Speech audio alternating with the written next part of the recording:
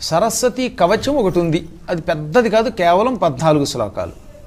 అది దేవీ భాగవతంలో నవమస్కంధంలో ఉంటుంది. కృష్ణుడు రాశాడు దాన్ని. యాజ్ఞవల్క్యుడు అనేవాడు అది చదివే శాపం పోగొట్టుకుని మళ్ళీ పండితుడయ్యాడు.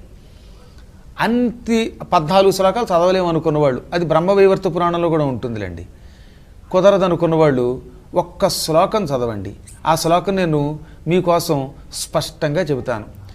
జగద్ధాత్రీం అహం దేవీం ఆరిరాధయిషు శుభాం స్తోష్యే ప్రణమ్య శిరసా బ్రహ్మయోనిం సరస్వతీం. ఇంకొక్కసారి చెబుతానన్నమాట.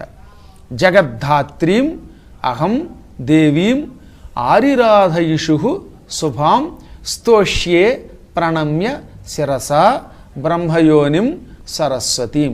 ఈ శ్లోకం మార్కండేయ పురాణంలో మదాలసా చరిత్రలోది. ఇది కూడా చదవలేని వాళ్ళు ఉంటే ఓం ఐం ఓం ఐం ఓం ఐం. ఈ ఐం అనేది వాగ్బీజం.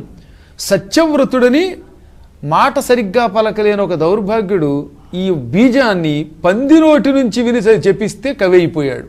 500 శ్లోకాలు రాశాడు. దేవీ భాగవతం తృతీయ స్కంధంలో ఉంటుంది సత్యవ్రతోపాఖ్యానం.